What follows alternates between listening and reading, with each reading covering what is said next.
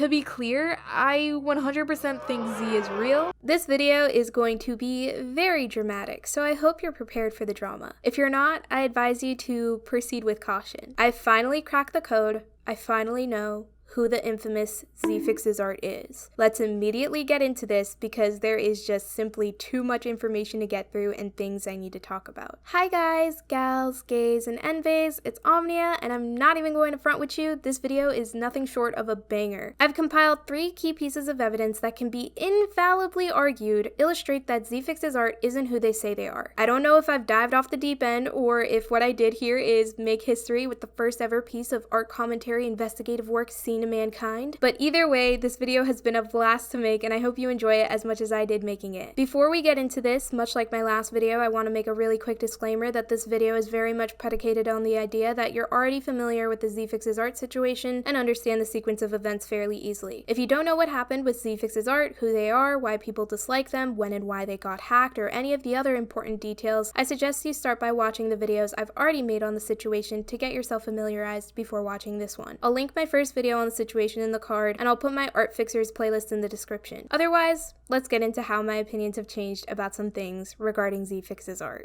As you may have noticed, I opened this video up with a compilation of moments where I've asserted that ZEEFIXESART was a real person and not a troll. My opinions on that have since changed as evidenced by the existence of this video. Here is my complete and honest theory to date. I personally believe that ZEEFIXESART was a ploy, carefully crafted and curated by someone who was looking to outrage the art commentary community and art community. Essentially, someone was behind the ZEEFIXESART account all along, puppeteering this queer, body-positive, Muslim, non-binary character. The person behind Z made them just believable enough to where people who were gullible enough to believe they were real, such as myself, utterly embarrassed themselves in front of thousands of people. But they also made Z just outrageous enough for people to give it a double take. Deadass, how am I just now reading this? LGBTQ Muslim on a crusade, bitch. Are you serious right now? I'm losing my mind. I also might go so far as to argue that the person behind ZEEFIXESART was the same person who inevitably, quote-unquote, hacked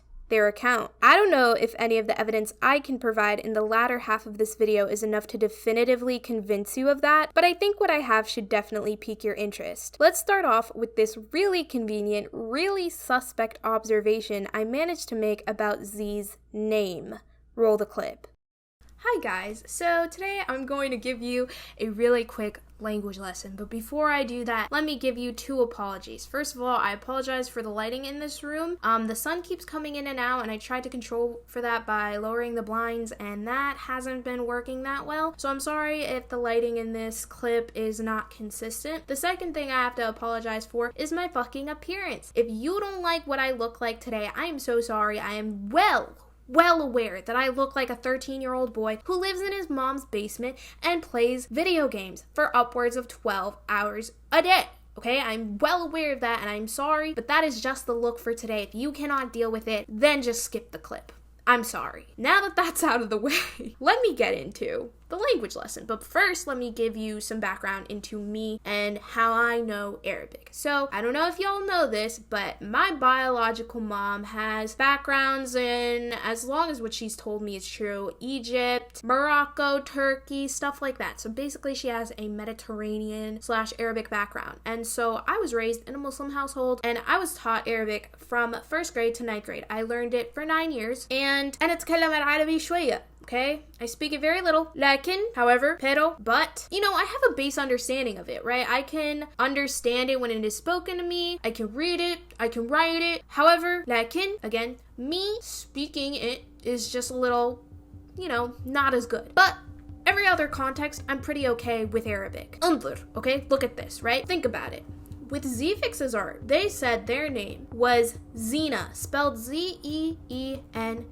And when you search that name up, you're wondering, what does that mean? You search it up, it's a Muslim baby girl name that means beautiful. When I was taught what Zena means when I was growing up is to beautify, right? So when it's a holiday, when it's Eid, when it's something, it's zayyin, right? You become beautiful. You wear makeup, you take a nice shower, you wear nice clothes, you smell good, you look good, you wear jewelry, stuff like that. So when someone says it's zayyin, it means you become beautiful, you beautify. And so, you know, typical Muslim name, Zina, spelled that way. However, just like in other languages, Arabic has some words that sound very similar to one another but has different meanings, or the same word has several different definitions. So Zina spelled that way is referring to beauty, right? But zina, spelled Z-I-N-A or Z-I-N-A-H, means something completely different, even though it sounds very similar, right? Zina has a more emphasis on the E part or the I part, Zina, while zina, it doesn't have as much of an emphasis on that I-E part. And so with zina, at least in the Muslim context, that means unlawful sexual intercourse. And so basically having sex with anyone outside of marriage, literally any kind of unlawful sexual intercourse, is what zina is in Arabic. And so you might be wondering, how the fuck does that have anything to do with ZEEFIXESART? Well, if you recall, ZEEFIXESART got hacked by an NSFW artist who ended up promoting their Patreon that, you know, had their NSFW art on it. And the first thing that this person did when they hacked Z's account was post NSFW of Z's character and said, "Get fucked." So, I don't know, okay, if I'm being insane, but I personally think it's really interesting how this person, this hacker, or whoever Z is, had to have at least a base understanding of Arabic to know that there is a wordplay with zina and zina, which means completely two different things, but the fact that zina had been drawn in a zina context is kind of weird. Is it just me, or is that more than a coincidence?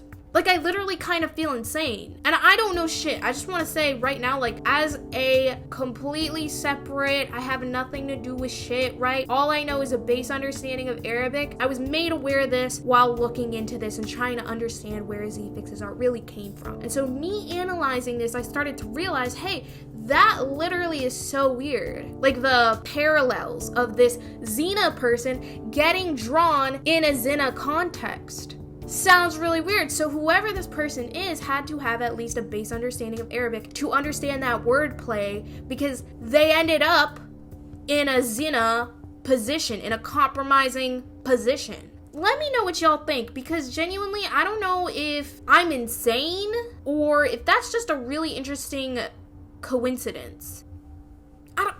I don't know shit, okay? I just don't. Last thing I wanted to add, totally forgot about it, but I'm not saying that this evidence that I brought forward has anything to do with anything. It could just be a coincidence. I don't know shit, like I said in that clip. I'm just saying that it is a little weird, it is a little coincidental, and whoever it is, whether this person is real or not, is really interesting because, again, Zina ended up doing Zina. That's all I was trying to say.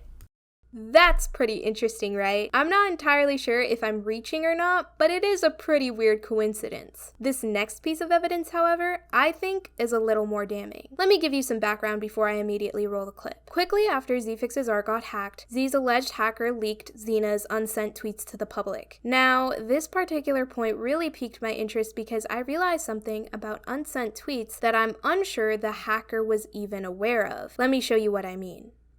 Okay, so I'm recording this from my phone. Hopefully the microphone isn't too wild, but basically what I'm going to be trying to show you here is how unsent tweets are native to the device in which you make them. So if I were to try and log into this account on a laptop or an iPad, you would not be able to see these unsent tweets unless it was on the device in which I made the unsent tweet. So as you can see here, I'm on my Raging Bi account, which is my art account. Go follow it if you want to go see my art or whatever. But as you can see, I don't have any unsent tweets. So let me make one right now.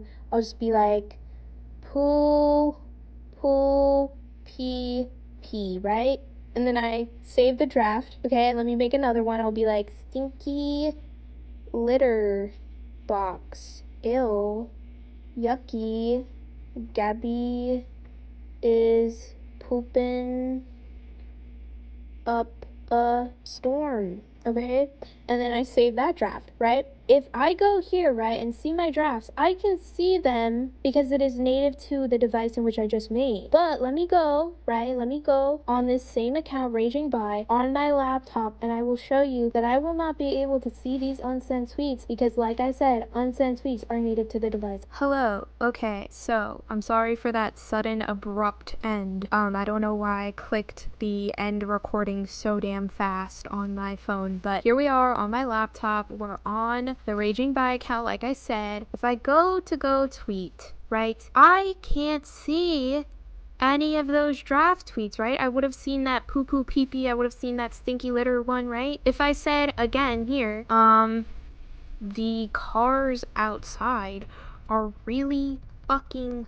loud all of a sudden, right? Did this, saved it, and tweeted again, chilly anyways, right? Save that.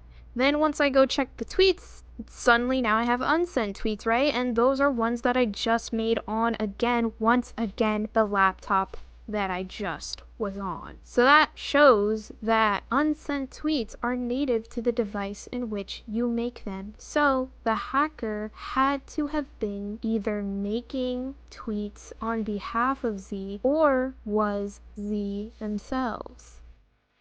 I hope you enjoyed the Death Note music in the background. I thought it would be fitting. I have to admit the last piece of evidence that I want to discuss isn't as insane as the first and definitely isn't as damning as the second, but it is quite important to my overall argument. We're gonna take it back, old school style, and make it simple. I'm going to cross-reference art styles. As we know by now, the hacker who took advantage of Z's account is an NSFW artist, and so we know that Z and the hacker have at least one thing in common, and that is the fact that they're both artists. So why don't we cross-reference their art to see if there are any commonalities? As you know, certain art styles are pretty easy to discern from others. Some artists have very unique stylistic choices that allow you to discern their art from other people's art. However, when I was cross-referencing the hacker's art with Z's art, I saw a lot more commonalities than I thought I did initially. After a closer look at the hacker's art, I realized that both them and Z have a very similar coloring style and art style. Let me show you what I mean.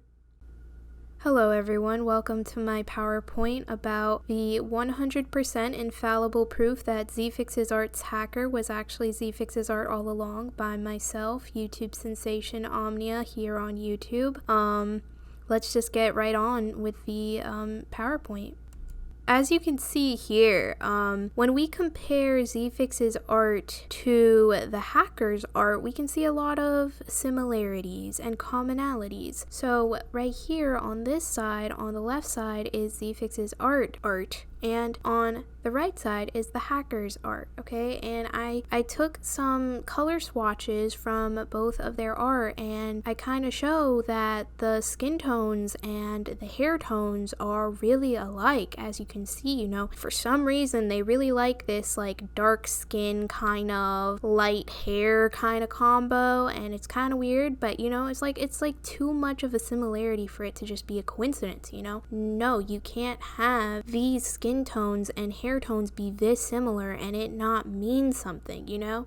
Also, I'm realizing right now, as we're speaking about it, the way that they draw the hair, highlight the hair, is even similar in that way too. So, really interesting. Anyways, here we go, a little closer with both of these artworks, and I kind of wanted to highlight here about the blush highlights. This is a very interesting kind of thing. I've never really seen it on a lot of people's art. It's a very stylistic choice, and I think it's kind of calculated that ZEEFIX's art has those little, you know, highlight blush things, and then the hacker also has those highlight blush things. It's kind of weird, okay?